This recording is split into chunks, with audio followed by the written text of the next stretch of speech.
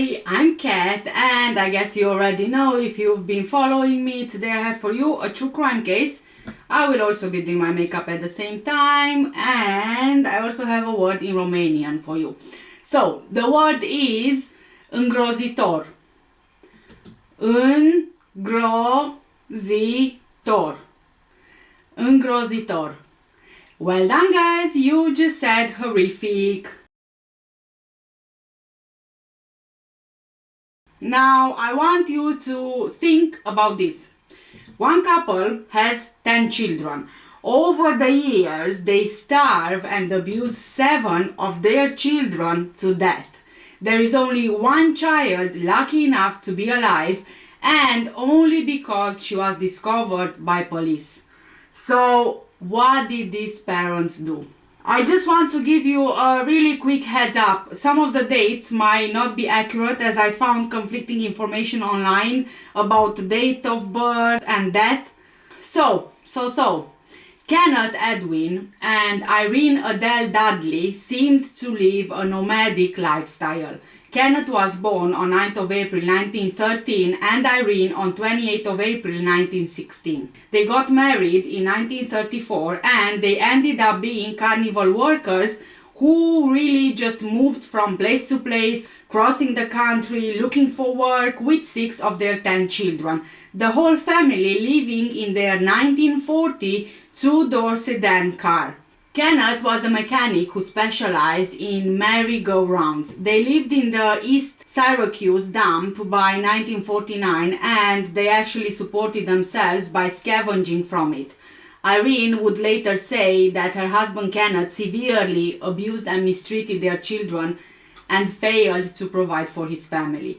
When she tried to protect their children, he would threaten her and viciously beat her. It seemed that their marriage was held together only by fear and domination.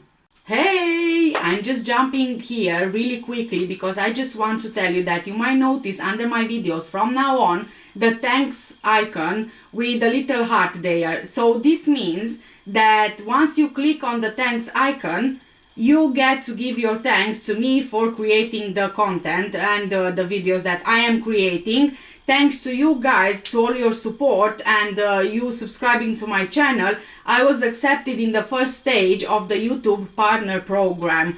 So this also includes super chat and super stickers in premieres and live videos.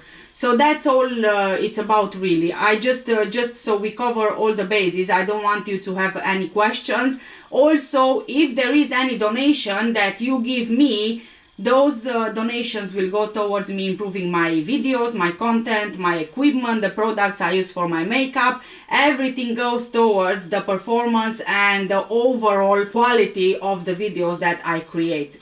But there is no need for you to donate. I'm just explaining to you in case you might be wondering what are all those icons. Okay, back to the video. Irene spoke about a pattern of brutal abuse throughout the years. In fits of anger, Kenneth would often beat the children over small things, sometimes tying them with ropes for one day or even more at a time, resulting in loss of circulation to their arms and legs. He once slapped one of the girls just because she was moving a lot. He then thrust his fingers down her throat to silence her hollering. He also beat one of their baby son in June 1947 and didn't allow Irene to find medical help for the baby. Sadly, the baby died 2 days later.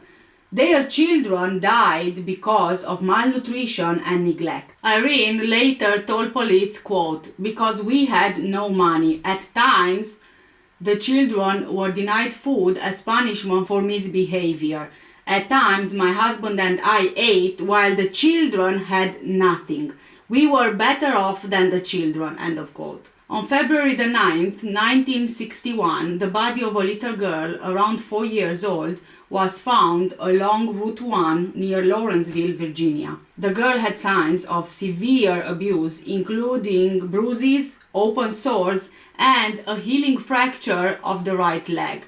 The cause of death was listed as a combination of exposure to the elements and also malnutrition. 3 days later, a patrolman stopped the couple only 50 yards away from the tiny girl's body. The father drove along a lonely road and threw the girl's body on what his wife believed to be a dump because she heard the rattle of tin cans. They had been traveling with their children when a description was broadcast leading to their arrest near Fuqua, North Carolina on February the 10th.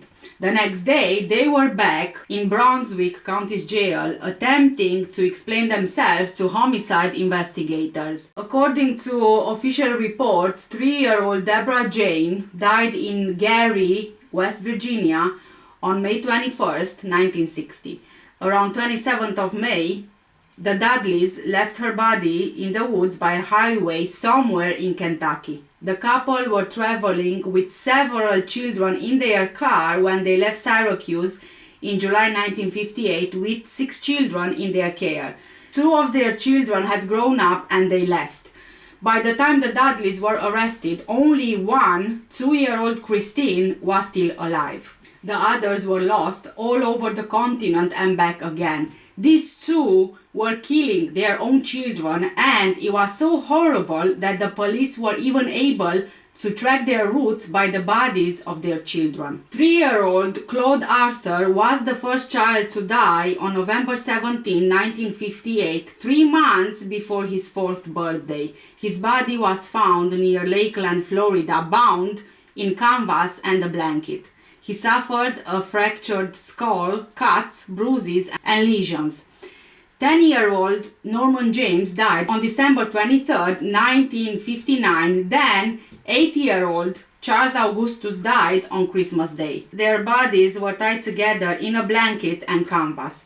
Kenneth and Irene actually drove 1,400 miles to New Orleans, where they dropped their bodies off a bridge into Lake Pontchartrain, Louisiana, on January the 1st, 1960. 3-year-old Deborah James survived until May 21st, 1960. Her small body was found wrapped in canvas, wedged into a cardboard box, and dumped on a rubbish heap outside Jenkins, Kentucky. 7-year-old Carol Ann was the last. Her blanket-wrapped body was discovered in a patch of snow near Lawrenceville on February the 9th. There was an investigation which showed that another child was dug up near Syracuse, New York.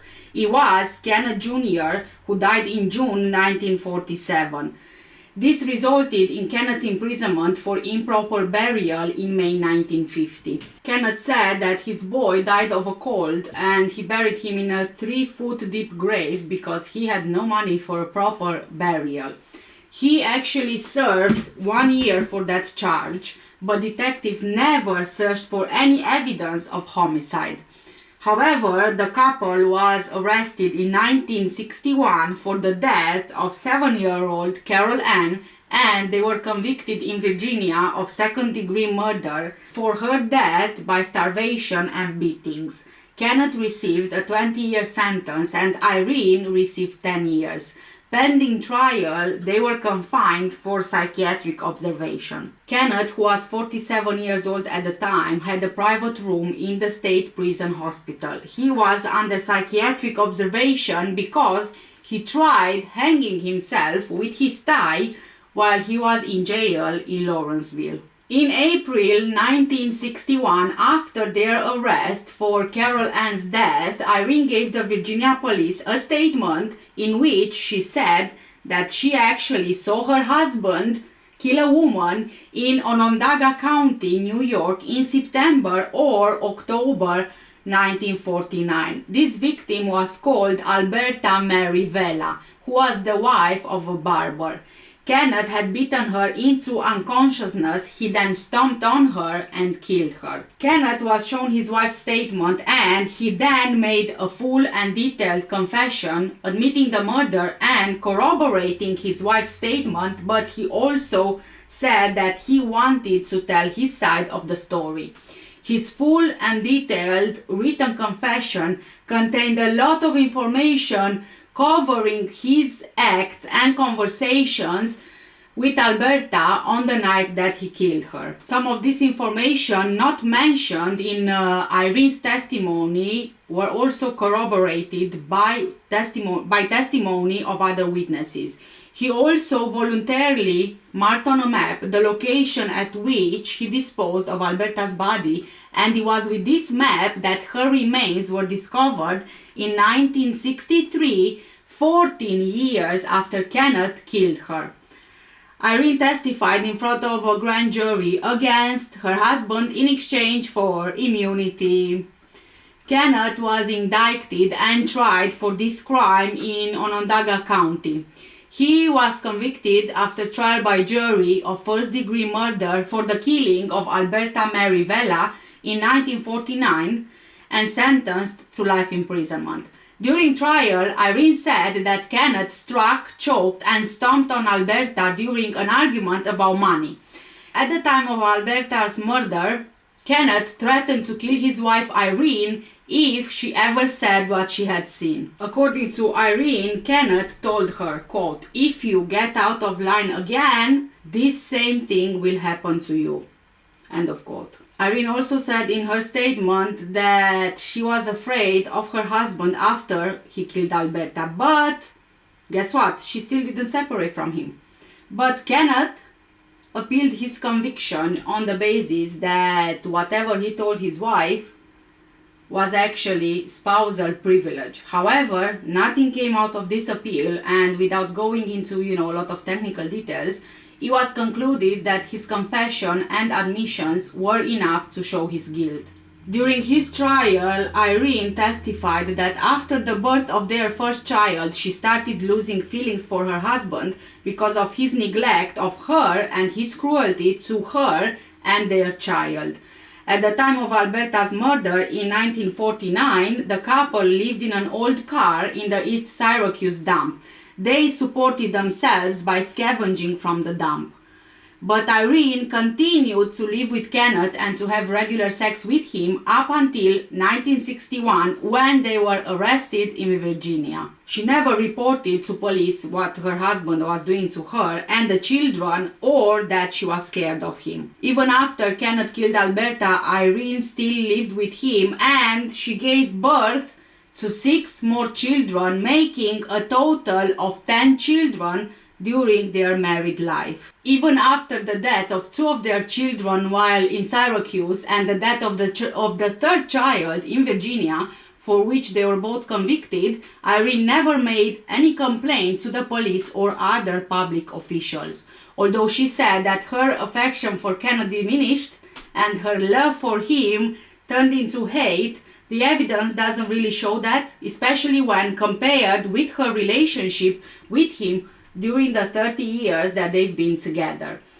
When they were arrested in Virginia, her letters to her husband and her actions were those of a normal, devoted wife. When she saw him in the Virginia prison, she actually hugged and kissed him. In her letters, she expressed concern for his health and asked him to take care of himself. She even wrote, quote, "My feelings towards you will always be the same, Ed, and I will always pray for you no matter what. Love, Irene." End of quote. But when she was on the witness stand, she spoke only badly about him and about her feelings not being the same. She said that even though she lost her feelings for Kenneth after Alberta's murder, she continued to live with him and didn't complain to anyone because he constantly threatened her. She also testified that Kenneth caused the deaths of at least 3 more of their children by starvation, beatings, and other mistreatment. But Kenneth pointed the fingers at her and blamed Irene for the deaths of their children. 3 of Irene and Kenneth's children, thank God, survived, but only because 2 of them grew up and moved away before the Dudleys started their lives on the road in their car with makeshift living quarters. At the time of the Dudleys' arrest, the 2 children got married and lived in Fayetteville, New York. 2-year-old Christine, who was found alive by the police when they got arrested, was doing well in foster care. Irene Dudley died on 2nd of February 2001, aged 84. Kenneth Dudley died on 30th of November 1980, aged 67. The state buried Kenneth in the Potter's Field at Soul Cemetery to the east of Auburn. They put him in the ground next to 50 other prisoners, whose bodies weren't claimed either. I really just find it incredible, extremely incredible, that Kenneth and Irene have only been convicted of the murder of one of their children. 7 of the children died of malnutrition, neglect and abuse. I think that they should have been convicted for all of them. And Irene only received 10 years in prison. That's hardly any punishment. Thank God that 2 of the kids moved out and Christine was saved by the police. It's just really strange that there is not so much information out there about the case. I mean, the case, I think it's completely horrific. I could barely find any photos. Even the dates of birth and the days of death are just I don't know, conflicting in the various articles I've been reading. It's been very hard to find, accurate information. But regardless of the information that I give you in today's video, the story is just completely horrific. I mean, you kill 7 out of your 10 children and all you serve is 20 years and 10 years in prison? That's hardly enough. Thank you guys so much for staying with me today. Please do let me know what do you think in the comment section down below. For now, stay safe, take care, and I will see you in the next one. Bye!